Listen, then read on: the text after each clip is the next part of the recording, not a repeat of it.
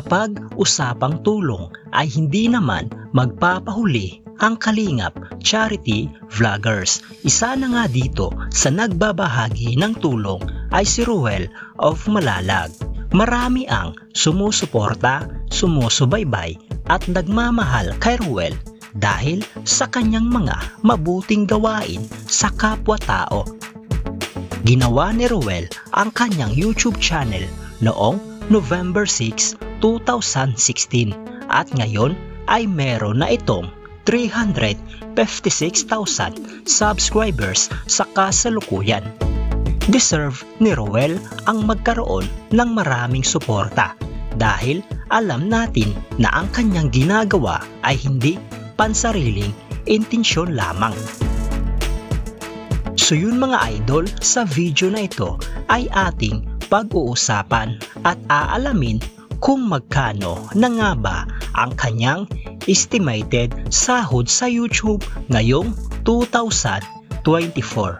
Gamit ang public website na Socialblade ay ating makikita ang kanyang estimated sahod sa YouTube ngayong 2024. Ang Socialblade mga idol ay isang public website na kung saan kahit sino ay pwedeng tumingin sa analytics at estimated earnings ng isang YouTuber or influencer. So yun mga idol, nandito na tayo sa Socialblade at ito ang Socialblade channel ni Ruel of Malalag. Dito natin makikita ang status ng kanyang YouTube channel at ang kanyang estimated sahod sa YouTube ngayong 2024. So yun mga idol, dito sa kanyang uploads ay nasa 1,794 na. Subscribers naman ay nasa 356,000 na. Video views naman ay nasa 90,492,540. Country ay Philippines. Channel type ay people. At user created noong November 5, 2016. At dito naman sa baba mga idol, ang total grade niya ay nasa letter B. Socialblade rank ay pang 101,035. Subscriber rank ay pang 1,964.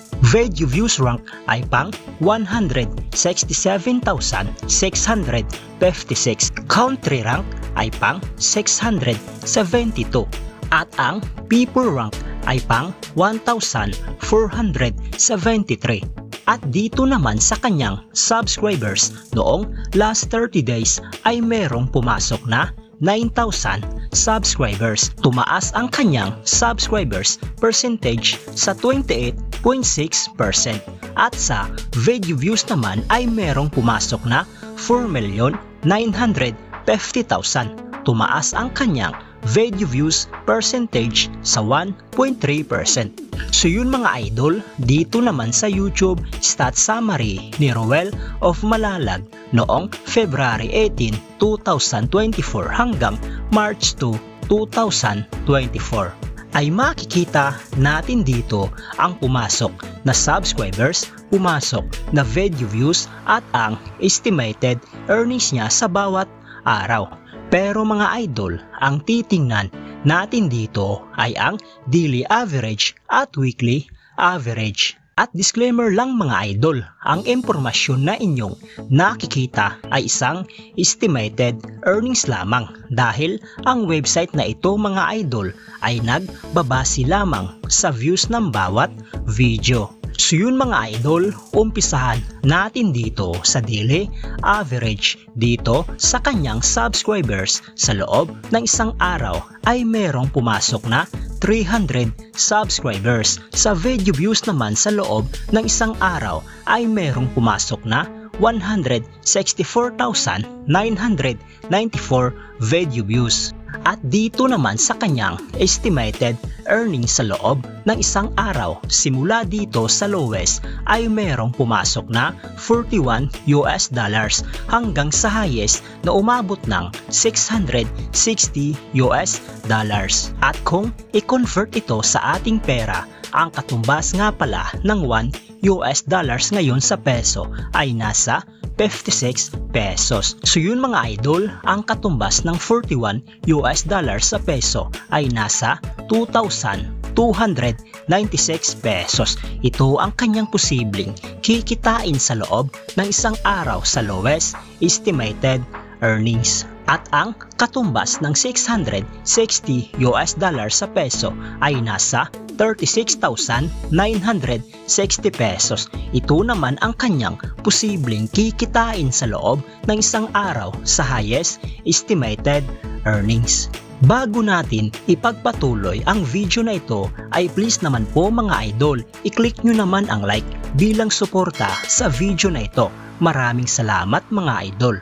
So yun mga idol, dito naman tayo sa weekly average. Dito sa kanyang subscribers sa loob ng isang linggo ay merong pumasok na 2,100 subscribers. Sa video views naman sa loob ng isang linggo ay merong pumasok na 1,154,958 video views. At dito naman sa kanyang estimated earnings sa loob ng isang linggo, simula dito sa lowest ay merong pumasok na $289 hanggang sa highest na umabot ng $4,600. At kung i-convert ito sa ating pera, ang katumbas ng $289 sa peso ay nasa 16,184 pesos. Ito ang kanyang posibleng kikitain sa loob ng isang linggo sa lowest estimated earnings. At ang katumbas ng $4,600 naman sa peso ay nasa 257,600 pesos. Ito naman ang kanyang posibleng kikitain sa loob ng isang linggo sa highest estimated earnings. So yun mga idol, uulitin ko, ang impormasyon na inyong nakikita ay isang estimated earnings lamang dahil ang website na ito ay nagbabase lamang sa views ng bawat video. So yun mga idol, dito naman sa monthly at yearly estimated earnings. Simulan natin dito sa monthly estimated earnings. Simula dito sa lowest na meron siyang $1,200 hanggang sa highest na umabot ng $19,800.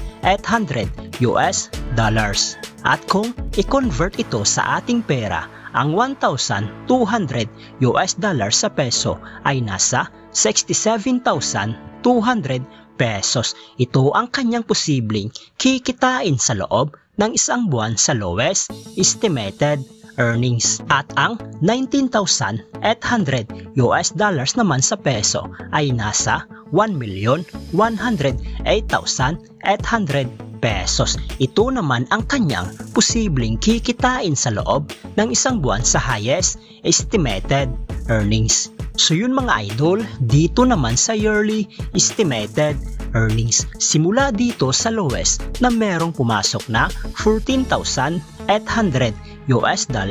hanggang sa highest na umabot ng $237,600.